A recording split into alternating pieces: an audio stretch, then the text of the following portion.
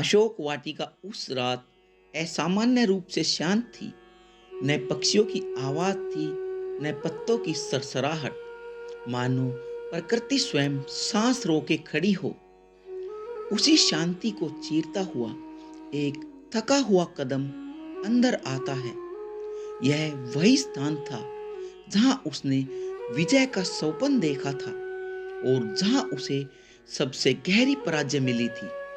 रावण अब ना वहां सोने का मुकुट था और न 10 सिरों का गर्व, केवल एक घायल शरीर और उससे भी अधिक घायल आत्मा। माता सीता पीपल के वृक्ष के नीचे बैठी थी। उनके चेहरे पर न भय था, न घृणा, केवल स्थिरता और एक गहरी प्रतीक्षा। कुछ पल बीते, फिर रावण ने मौन तोड़ा। रावण ने कहा, मैं जानता हूं मेरा यहां आना तुम्हें स्वीकार्य नहीं होगा, पर मृत्यु से पहले एक ऋण चुकाना आवश्यक था। माता सीता ने आंखें उठाई और कहा, ऋण अपहरण से नहीं उतरता रावण, वह तो जीवन भर का भार बन जाता है। रावण ने सिर झुकाते हुए कहा, मैं अपहरणकर्ता बनकर नहीं आया हूं। मैं यहाँ उस मनुष्य के रूप में आया हूं जो पहली बार सच बोलना चाहता है। माता सीता मौन रही। यह मौन अनुमति थी। रावण कुछ कदम आगे बढ़ा, पर एक सीमा पर रुक गया। वह सीमा जिसे उसने कभी लांघा नहीं था। रावण ने कहा, तुमने कभी सोचा कि इतने महीनों तक मैंने तुम्हें छूने का प्रयास क्यों नहीं किया? माता सीता ने कहा, संयम को लोग भय समझ लेते हैं। रावण की आंखों में एक अजीब सी चमक आई। रावण ने कहा, ना भय, ना मर्यादा, बल्कि पहचान। माता सीता ने पहली बार ध्यान से रावण की ओर देखा और कहा, इसकी पहचान। रावण ने धीमे स्वर में कहा, तुम्हारी हवा जैसे ठहर गई हो। रावण ने कहा, जिस क्षण मैंने तुम्हें पंचवटी में देखा, उसी क्षण मैं समझ गया था कि तुम कोई साधारण नारी नहीं हो। तुम केवल श्री राम की पत्नी नहीं, तुम स्वयं धर्म हो। माता सीता का स्वर और भी गंभीर हो गया। माता सीता ने कहा, यदि तुम यह जानते थे तो तुमने अधर्म का मार्ग क्यों चुना? रावण ने कड़वी हंसी ली और कहा, मैं जानता था कि धर्म को पूरा होने के लिए अधर्म का सामना करना ही पड़ता है। अब वह सच सुनो जो मैंने अपने भाइयों से भी छिपाया है। माता सीता शांत रही। रावण ने कहा, मैं जानता था कि राम ही विष्णु है।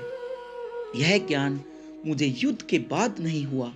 यह मुझे तब ज्ञात हुआ था जब राम बालक भी नहीं थे। माता सीता के चेहरे पर हल्का सा विस्मय उभरा और माता सीता ने कहा, यह ज्ञान तुम्हें कैसे हुआ रावण? रावण की आंखें दूर अतीत में चली गई। रावण ने कहा, जब मैंने कैलाश पर्वत पर तप किया था, तब ब्रह्मा ने मुझे केवल वरदान नहीं दिया था, उन्होंने मुझे भविष्य का एक अंश भी दिखाया था। रावण ने आगे कहा, उन्होंने कहा था, तू स्वयं अपने विनाश का कारण बनेगा, पर वही विनाश लोगों की रक्षा करेगा। माता सीता ने कहा, फिर भी तुम रुके नहीं। रावण ने कहा, क्योंकि कोई तो होना चाहिए था जो ईश्वर के मार्ग में सबसे बड़ा अवरोध बने, ताकि उनका धर्म सबसे उज्जवल रूप में प्रकट हो। फिर रावण ने धीमी आवाज में कहा, सीता, मैं खलनायक नहीं बनना चाहता था, मैं तो बस एक पात्र बनना चाहता था। माता सीता ने गंभीर स्वर में पूछा, और मेरी पीड़ा भी उस योजना का भाग्य थी? रावण की आंखों से आंसू टपक पड़े। रावण ने कहा, यही वह सच है जो मैंने सबसे छिपाया। तुम्हें पीड़ा देने का अधिकार मुझे नहीं था। यह मेरी सबसे बड़ी भूल थी। धर्म की रक्षा के नाम पर मैंने धर्म को ही हमेशा चोट पहुंचाई। रावण ने कहा, अगर अगला जन्म मुझे मिला तो मैं रावण नहीं बनना चाहूंगा।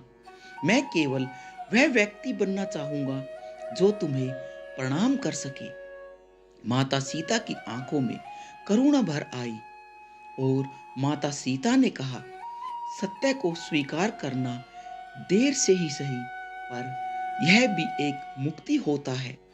रावण ने अपना सिर झुकाया और कहा, अब मैं जा सकता हूँ। अब राम अपना कार्य पूर्ण कर सकेंगे। वह मुड़ा, पर जाते जाते रुक गया। रावण ने कहा, एक और सच है सीता, सबसे गहरा, जो केवल तुम जान सकती हो। माता सीता ने पहली बार स्वयं का मौन तोड़ा। माता सीता ने कहा, यदि कोई सच है तो उसे आधा मत कहो रावण। सत्य तो अधूरा हो तो भी छल बन जाता है। रावण ने गहरी सांस ली और कहा, जो मैं अब कहने जा रहा हूँ वो न युद्ध का कारण था और न अहंकार का परिणाम। वो मेरे अस्तित्व का छिपा हुआ एक भाग था।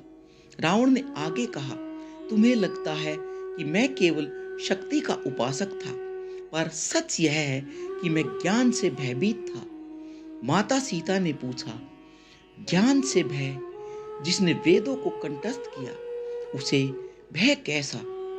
रावण की आंखें झुक गई और रावण ने कहा, क्योंकि ज्ञान ने मुझे यह दिखा दिया था कि मैं क्या बन सकता हूँ और मैंने क्या बनने का चुनाव किया।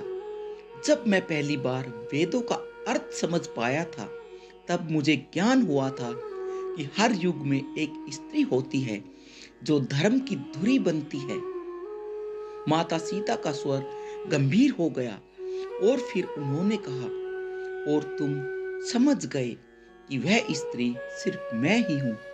रावण ने सिर हिलाया और कहा, हाँ, पर यह समझ मुझे पंचवटी में नहीं हुई थी। यह समझ मुझे तब हुई जब मैं स्वयं माता के गर्भ में था।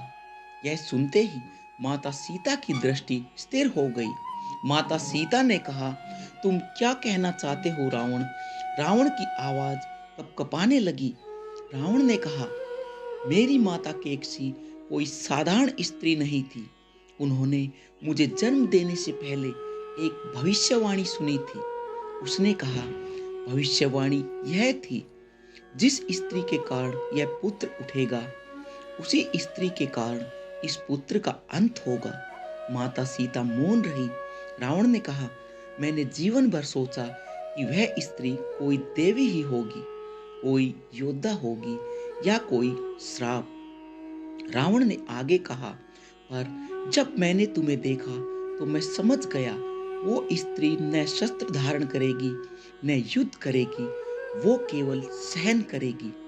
माता सीता ने धीमे स्वर में कहा, तो तुमने मुझे इसलिए चुना क्योंकि तुम अपने अंत को पहचान चुके थे। रावण ने कहा, नहीं, मैंने तुम्हें इसलिए नहीं चुना। मैंने तुम्हें इसलिए छिपाया क्योंकि मैं चाहता था कि धर्म की सबसे कठिन परीक्षा हो। माता सीता की आवाज में पहली बार थोड़ी कठोरता आई और माता सीता ने कहा, परीक्षा के नाम पर किसी की पीड़ा को चुनना धर्म नहीं होता रावण। रावण ने कहा, इसीलिए यह मेरा पाप है और यही वह सच है जो मैंने स्वयं से भी छिपाया। उसने कांपते हुए स्वर में कहा, मैं चाहता था कि राम केवल विजेता न बने, मैं चाहता था कि वे करुणा के देव भी बने। रावण ने आगे कहा, और करुणा बिना पीड़ा का जन्म नहीं होता। माता सीता ने रावण की ओर देखा और कहा, तो तुम स्वयं को धर्म का सेवक मानते हो? रावण की आंखों से आंसू गिर पड़े। रावण ने कहा, नहीं, मैं स्वयं को धर्म का सबसे बड़ा अपराधी मानता हूँ। उसने आगे कहा, अगर मैंने केवल राम से युद्ध किया होता तो यह कथा एक साधारण कथा होती, पर तुम्हें इस कथा का केंद्र मानकर मैंने इसे अमर बना दिया। माता सीता की आंखें नम हो गई। उन्होंने कहा, अमरता की कीमत कभी कभी बहुत निर्दयी होती है। रावण ने अंतिम बार सिर उठाया। रावण ने कहा, अब मैं जा रहा हूँ सीता, अब मेरे अंदर कोई रहस्य शेष नहीं है। वह धीरे धीरे पीछे मुड़ा। जाते जाते उसकी आवाज फिर गूंज उठी। रावण ने कहा, जब लोग राम की विजय की कथा सुनाएंगे तो शायद कोई यह ना पूछे कि उस विजय की कीमत क्या थी। अगर कभी कोई पूछे तो कहना, कीमत रावण जानता था। और फिर भी रावण चुप रहा। उसके कदम दूर होते गए। माता सीता ने आंखें बंद की और कहा, कुछ सत्य केवल सहन करने के लिए होते हैं, कहने के लिए नहीं होते। और उसी क्षण अशोक वाटिका की शांति फिर से वापस लौट आई। लेकिन अब वह शांति पहले जैसी नहीं थी।